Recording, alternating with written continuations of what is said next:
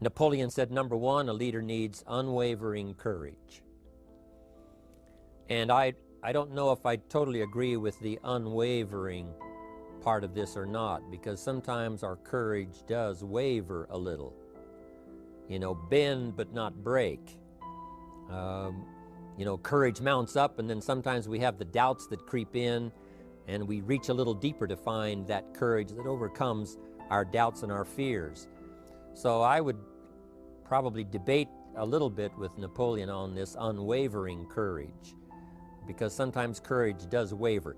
But as long as it stays, as long as in the end there it is to serve you, the courage to do what you didn't think you could do, the courage to step into territory that might be a little unfamiliar, the courage to talk to somebody you don't know, the courage to attempt conducting a meeting, the courage to give your first testimonial, the courage to, you know, solve problems you couldn't solve before, that kind of courage. The courage to stand up when it's sort of dark in your corner, the courage to do it when it isn't going your way, seemingly. The courage to try to have a good day in the midst of a bad day, that kind of courage. Wavering a little at times, yes, because we all have doubts that attack us. We all have small fears that creep in. That is the nature of life. But that's what faith is all about. That's what courage is all about. To serve us when our doubts will not serve us well. Faith to overcome fear, and courage to overcome our doubts. But that is a good quality, a good attribute for a leader, and that's unwavering courage. Second, Napoleon said, self-control.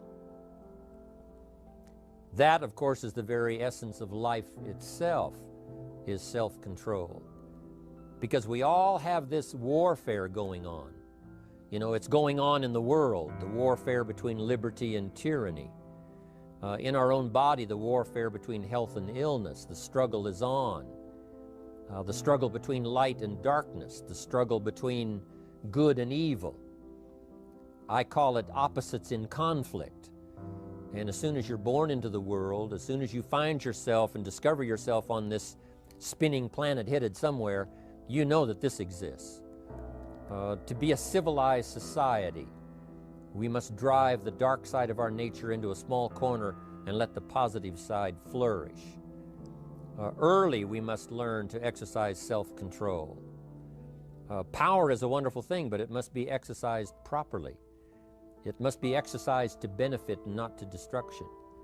So self-control is certainly necessary to be a strong leader, so that you can become the best example. The example of having your temper well managed, to having that dark side of your nature under control. The best example of choosing wise words and not being careless, that kind of control.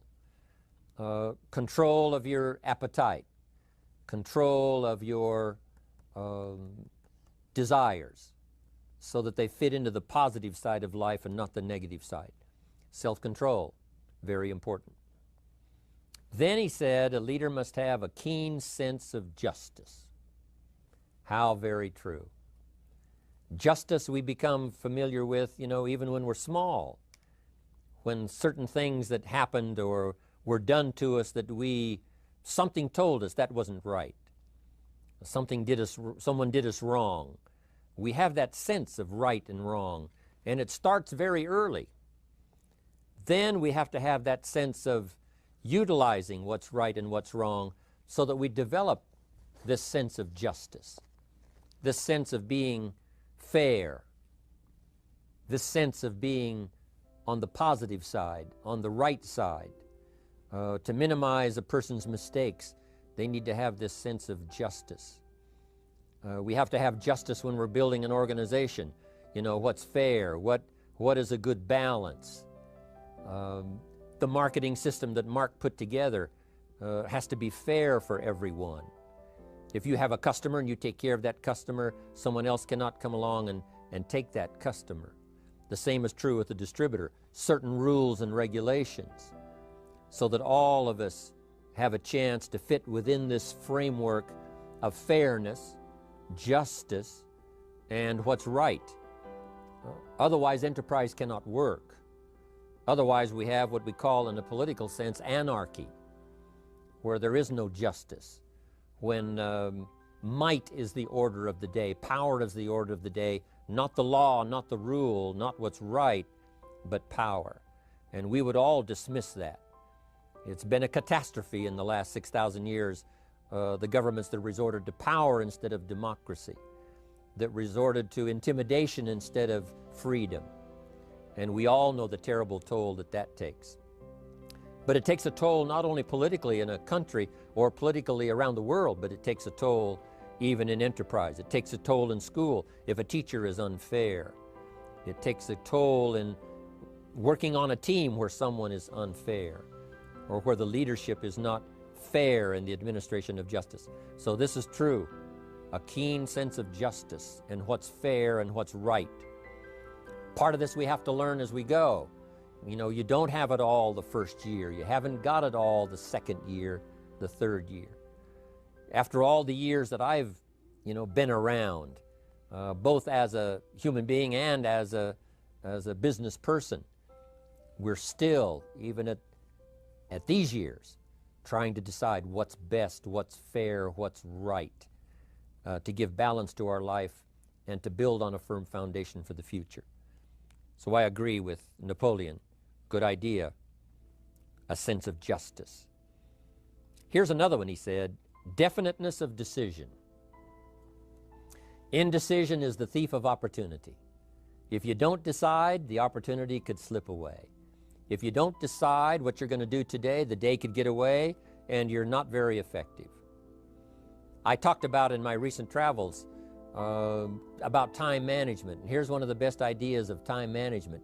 Don't start the day until you have it finished.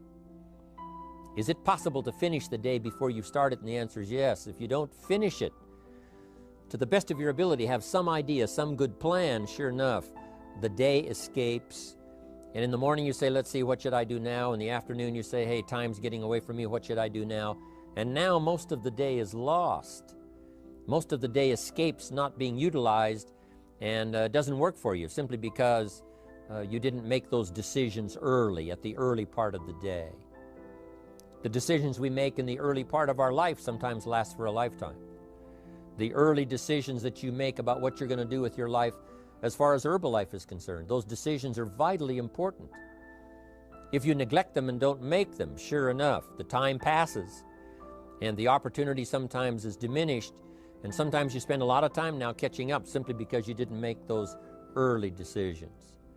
So it's the decisions at the first of the day, it's the decisions at the early part of the month, it's the decisions at the early part of the year that greatly determines what kind of year you're going to have. The decisions you make in the early days of your marriage, sometimes those are the decisions that affect the marriage for a lifetime.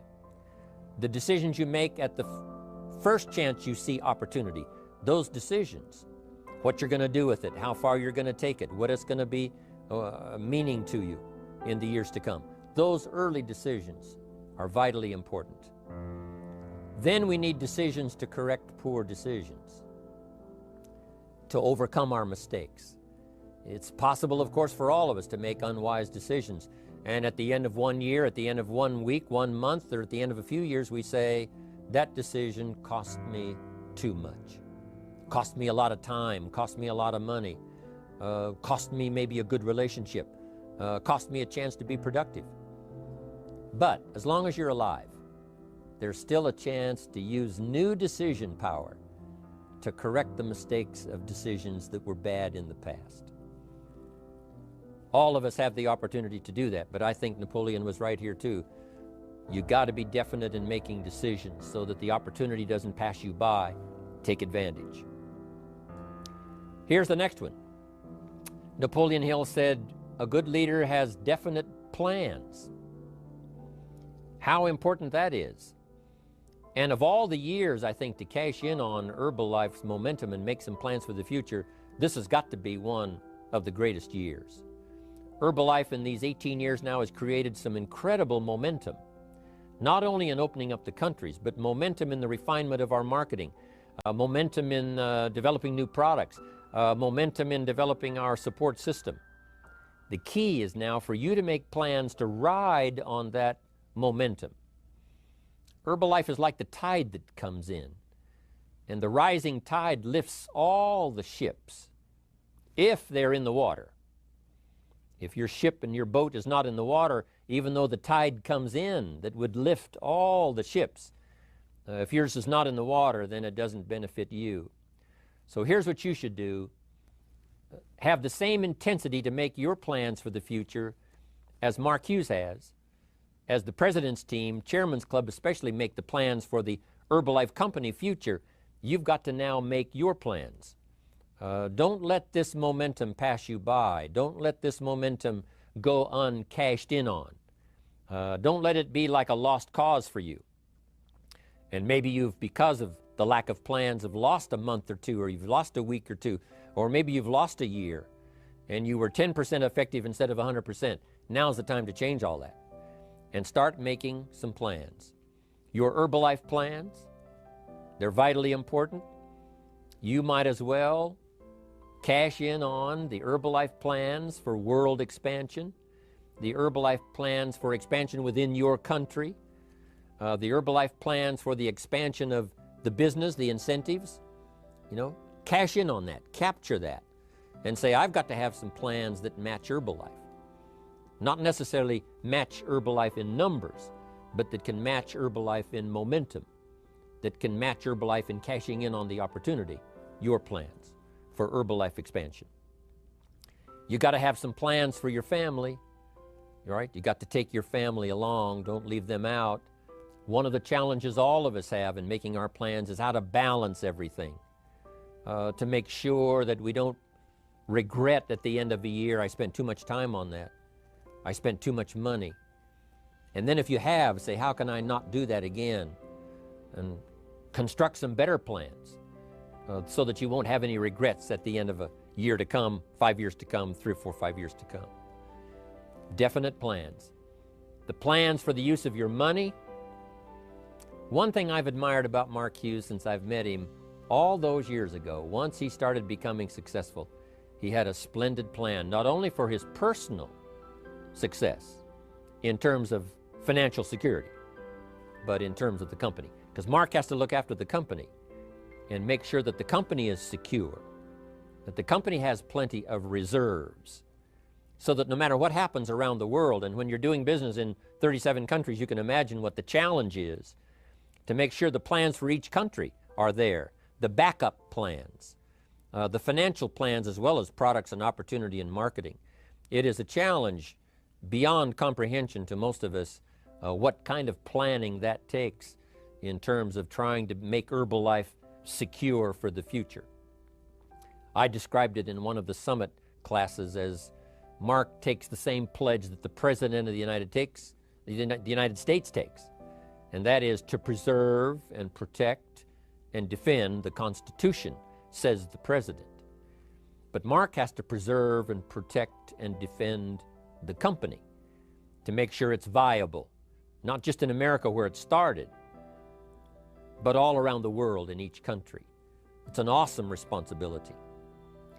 But now for you, your plans to be financially secure. If you're starting to make some big money in Herbalife, I'm telling you, you got to have a good plan for your resources so that you find yourself secure regardless of what happens. I agree with Napoleon here. You got to have good plans. One more on plans, and that is the plan for your personal development.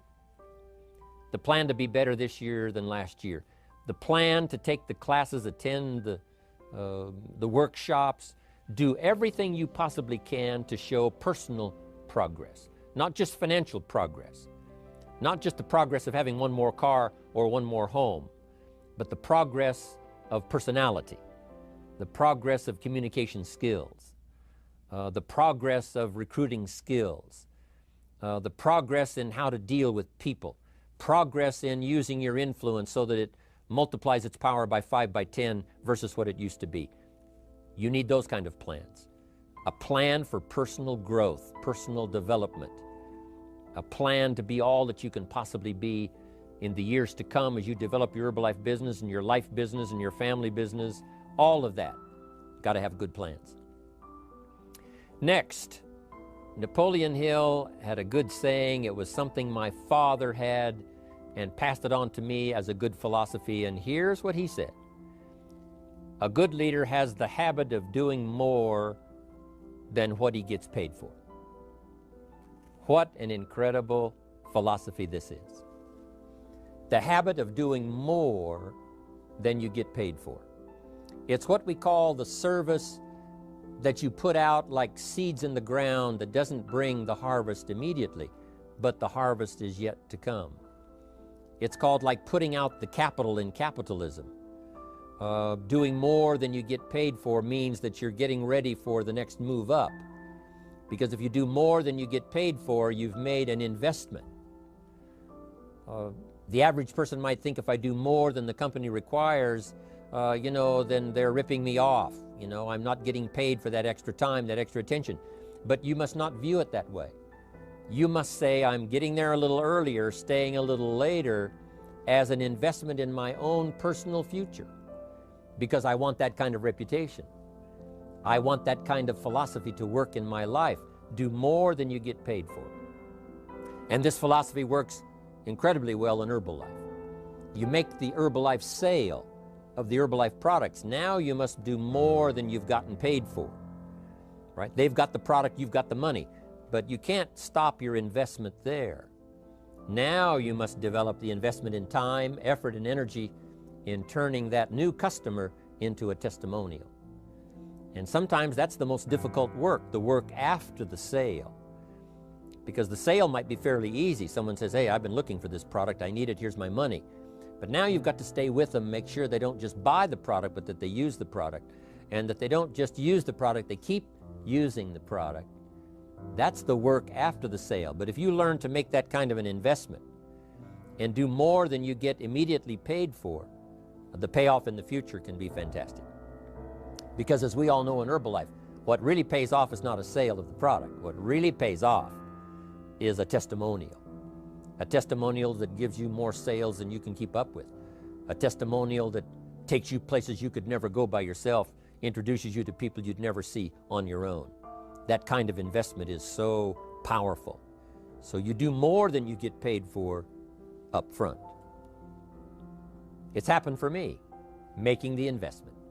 When I first started lecturing 36 years ago, I talked to high school classes, college classes, service clubs, and I gave it all away. I went and talked for free. Someone said, Mr. Rohn, would you come and do this breakfast talk? I said, sure. Could you do this luncheon talk for this service club? I said, of course. And all of that in the beginning was for free.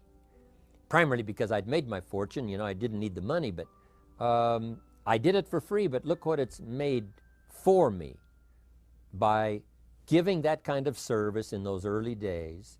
And finally it led to business and led to an enterprise. And I was giving the seminar all those years ago here in Los Angeles, and Mark Hughes was in my audience. So what you don't get paid for, don't worry about that. Just render the service with the vision of the future that it'll come back multiplied if you have this kind of habit, this kind of philosophy. Next, Napoleon Hill talks about personality. You need a pleasing personality. There's many parts to your personality. One is your working personality. The kind of behavior, the kind of attitude that you need, especially in the public. Some things you can kind of get by with, being a little careless, maybe in private, but in public, where it counts so much in your paycheck, it counts so much in building your business for the future, your own personality. But here's what you also must remember. You develop your personality in private so that it serves you well in the public. Sometimes we get the mistaken idea, I can be careless with just these few and be more careful when I have 1,000. But see, that doesn't work that way. Careless with a few, sure enough, that will creep into your presentation for 1,000 people. Here's the best practice, and the Herbalife opportunity in our marketing systems gives you the best chance to do that. The influence you have one-on-one, that's what really counts. You say, well, I'm only talking to 2 people, it doesn't matter much. That's when it really matters. Because if you'll practice well there, using your personality, using your influence, to get someone's attention, to get them to listen, to get them to participate, the kind of personality that someone says, I'd like to be around this person. They're unusual. They're not like the average person I meet on my everyday experience. That kind of personality. But you've got to practice it behind the scenes. You've got to practice it one-on-one. And if you're effective one-on-one, 1-on-3, 1-on-5, I promise you, that will get you ready to now perform with the kind of personality, the kind of charisma that wins people when you're in front of 500 people, 1,000 people, 5,000. So this is a good point, working on your personality. Here's the best gift you can give someone, and that's the gift of attention. Attention is so powerful. When I was a young man, I met Nelson Rockefeller, one of the richest men in America at that time. He's gone now, but he was a unique individual, ran for vice president of the United States. And I had a chance to be where he was holding a press conference. And I got close enough so that when he walked out, I had a chance to step up, right, when security was not all that severe in those days.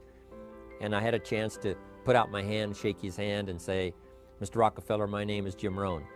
And what I remember most was the attention he gave me. With the lights of the cameras around and everybody all around, he looked right at me and said, Jim Rohn, where are you from? I said, Idaho. He said, I really like Idaho. It's one of my favorite states in all of the country. And for just a few seconds, he gave me his attention, shook my hand. I'll never forget the handshake, right? One of those multi-million-dollar handshakes. But I'll never forget that personal attention he gave me, just for a few seconds. It was powerful.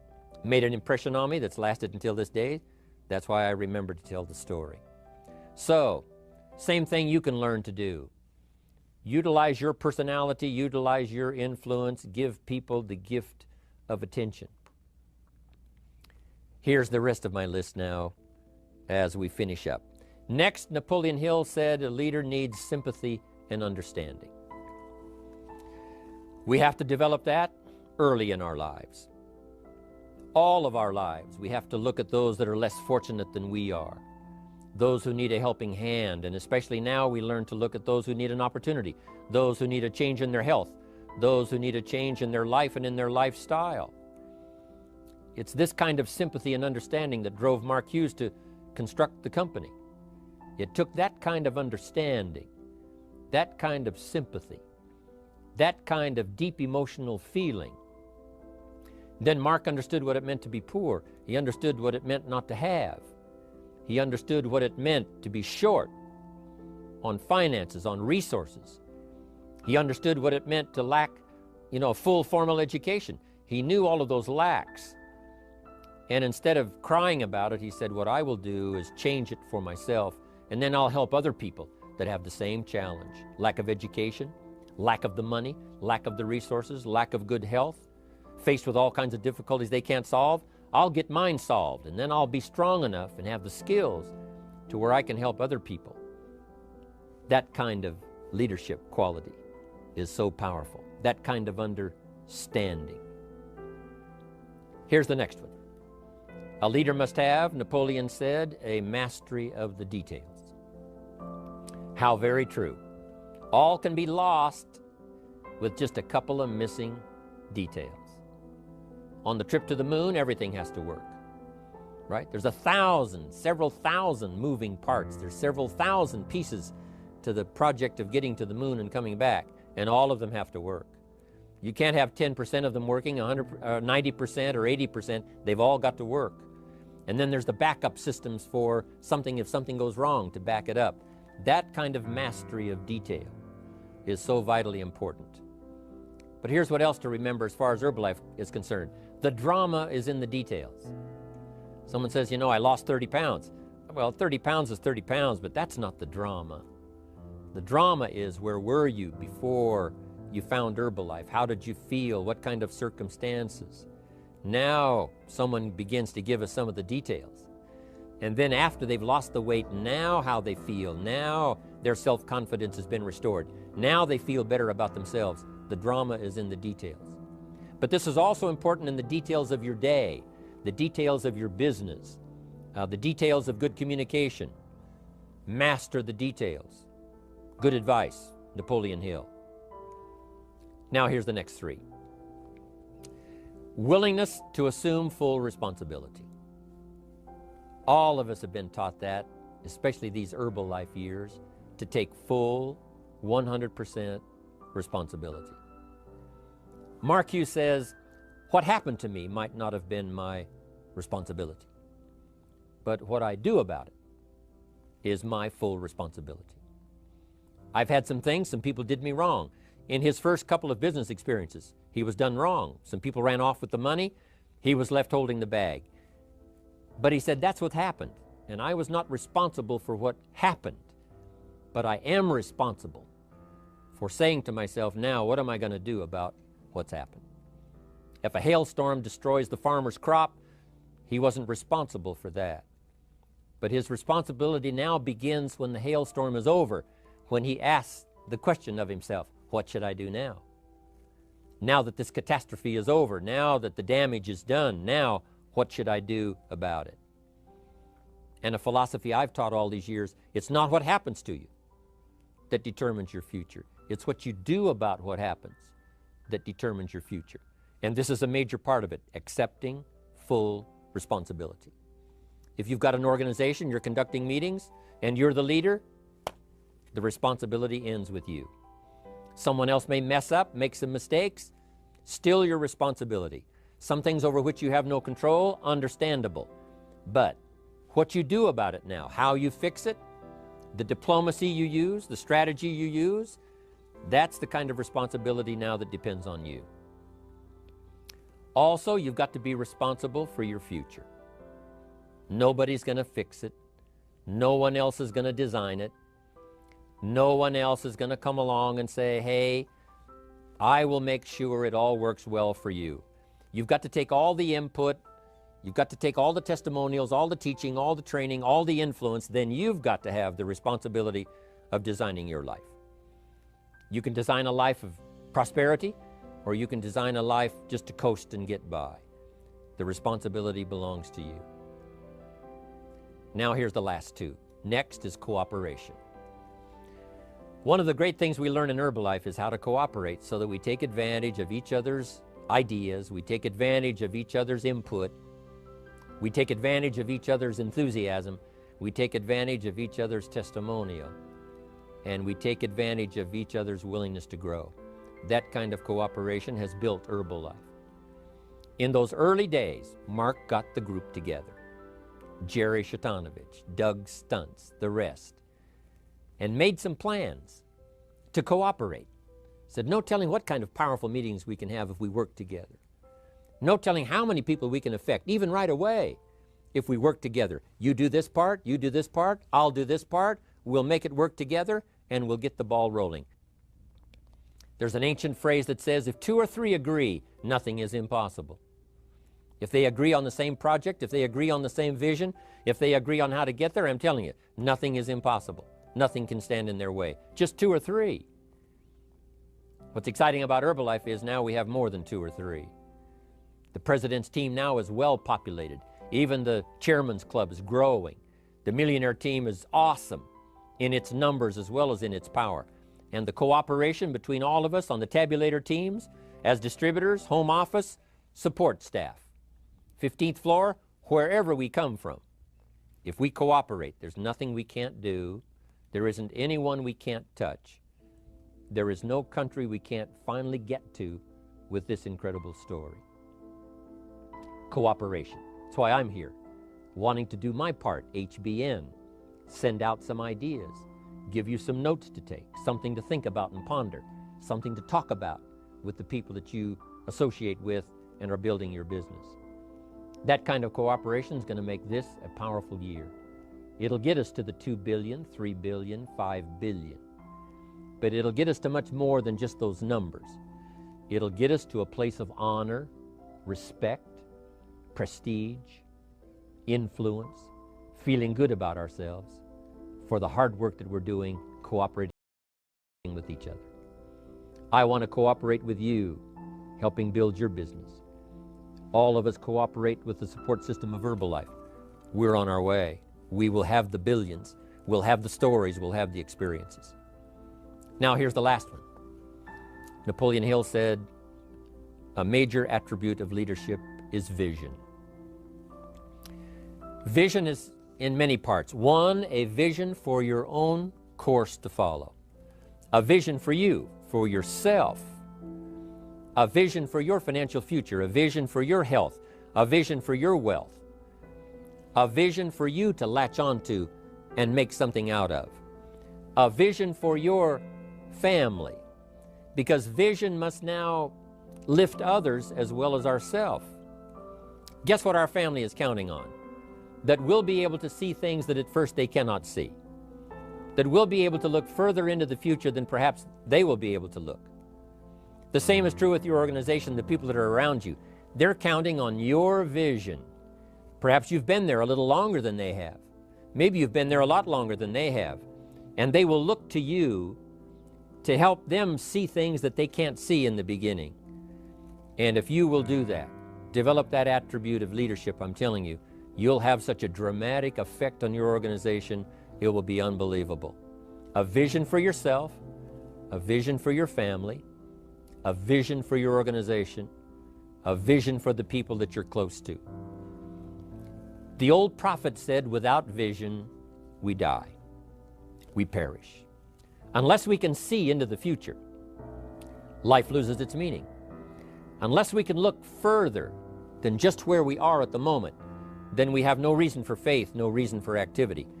But if we'll develop this skill, beyond any other skill, I'm telling you, it will help us touch people because they'll want to be around us because we have this look into the future. Not only the short-range vision of what we're going to do this week, this month, this year, but the long-range vision like Mark has, taking us to the 5 billion. You can have a vision that will take your organization into the future and bless everybody with success.